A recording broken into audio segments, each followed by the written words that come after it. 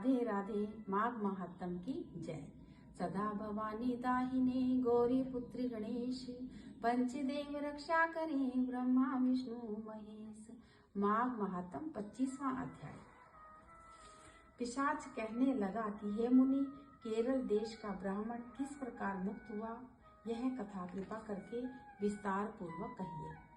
देवद्रुति कहने लगा, केरल देश में वासु नाम वाला एक वेद पारंगत ब्राह्मण था।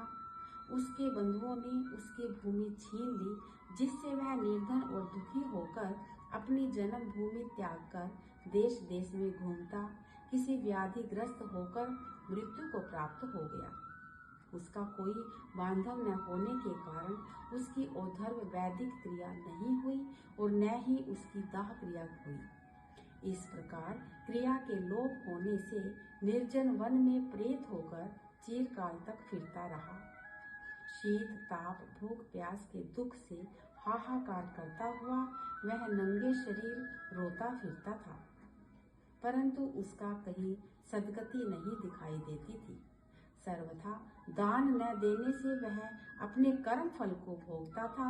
जो लोग अग्नि में आहुति नहीं देते, भगवान का पूजन नहीं करते, आत्मविद्या का अभ्यास नहीं करते, अच्छे तीर्थों से विमुख रहते हैं, जो दुखी लोगों का स्वर्ण वस्त्र तांबूल रत्न फल जल नहीं देते या छल कपट से उनकी जीविका प्राप्त करने वाले, दूसरों तथा स्त्रियों का धन हरने वाले, पाखंडी कुटिल चोर बाल वृद्ध तथा आंतुर और स्त्रियों पर निर्दयता करने वाले, आग लगाने वाले, विष देने वाले, झूठी गवाही देने वाले, कुमार्ग पर चलने वाले, माता पिता भाई बहन संतान तथा अपनी स्त्री का त्याग करने वाले, जो सब तीर्थों में दान लेते हैं, पालन करने वाले, स्वामी को त्यागने वाले, गौर तथा भूमि के चोर, वेदों की निंदा करने वाले, वृथा द्रोह करने वाले, प्राणियों की हिंसा करने वाले,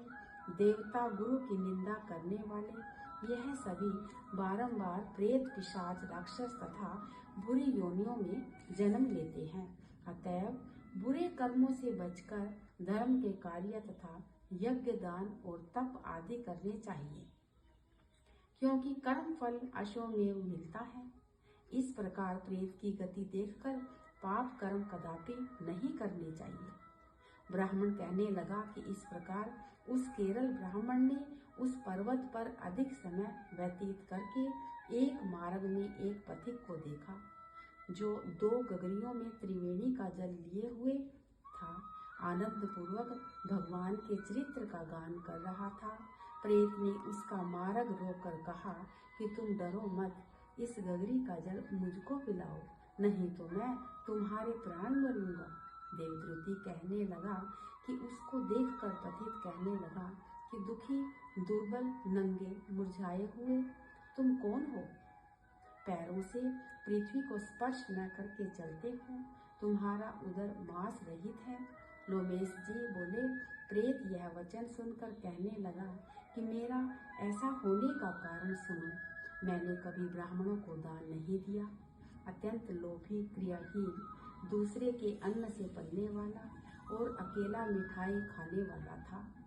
मैंने कभी किसी को भिक्षा नहीं दी, न दूसरे के दुख को दुख ही समझा। प्यासे प्राणियों को मैंने कभी जल नहीं पिलाया। मैंने कभी छाता जूता दान नहीं किया, न किसी को जल का पात्र पान या औषधि किसी को भी नहीं दी। न मैंने अपने घर में कभी किसी अतिथि को ठहराकर उनका सत्कार किया। अंधे वृद्ध अनाथ और दोनों को मैंने कभी अन्न से संतुष्ट नहीं किया और न किसी रोगी को मुक्त किया, न कभी ब्राह्मणों को दान दिया, न कभी अग्नि से हवन किया। वैशाख आदि मास में किसी को ठंडा जल नहीं पिलाया और न ही मैंने बड़ या पीपल का कोई वृक्ष लगाया, न किसी प्राणी को बंधन से छुड़ाया, कभी कोई व्रत करके शरीर को नहीं सुखाया। इसी कारण से मेरा पूर्व जन्म सब बुरे कार्यों में व्यतीत हुआ। मेरे पूर्व जन्म के कर्मों से ही मेरी यह गति हुई है। इस वन में व्याघ्र भेड़िए से बचा हुआ मांस तथा जंतुओं के खाने से गिरे हुए फल वृक्षों पर लगे हुए सुंदर फल तथा झरने का सुंदर जल सब ही मिलते हैं, परंतु देव इच्छा से मैं कुछ भी नहीं खा सकता। सर्प की तरह केवल पवन भक्षण करके जीवन व्यतीत करता हूँ। बल, बुद्धि, मंत्र, पुरुषार्थ से लाभ हानि, सुख दुख, विवाह, मृत्यु, जीवन, भोग, रोग तथा वियोग में केवल भाग्य के कारण होता है। कुरूप मनुष्य, मूर्ख, कुकर्मी, निंदित तथा पराक्रम से ही हीन मनुष्य भी भाग्य से ही राज्य भोगते हैं। काने, लूले, लंगड़े, नीतिहीन, निर्गुण, नपुंसक भाग्य से राज्य को प्राप्त करते हैं।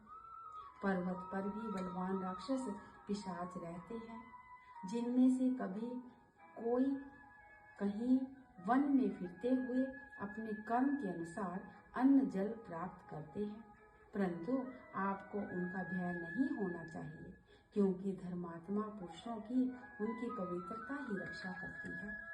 ग्रह, नक्षत्र, देवता सर्वथा धर्मात्माओं की रक्षा करते हैं। यह पिशाच आप जैसे भक्त की तरफ आंख उठाकर भी नहीं देख सकते।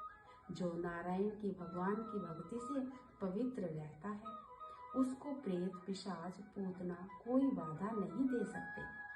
भूत, बेताल, पिशाच, गंधर्व, काकिन, शाकिन, ग्रह, रेवती, यज्ञ, मात्र ग्रह, भयंकर ग्रह, कृत्या, सर्प, कुष्मांड तथा दूसरे दुष्ट जंतु पवित्र वैष्णव की तरफ देख भी नहीं सकते।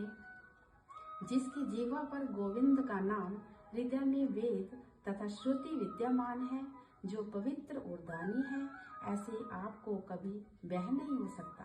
हे ब्राह्मण, इस प्रकार कर्मों का फल भोगता हुआ यहाँ रहता हूँ, ऐसा सोचकर मैं शोक नहीं करता। एक बार मैं जवालिनी नदी के किनारे पर गया था। वहाँ पर घूमते हुए मैंने सारस के वचनों को सुना था। बोल श्री माघ महात्म की जय। 25वां अध्याय समाप्त। राधे राधे।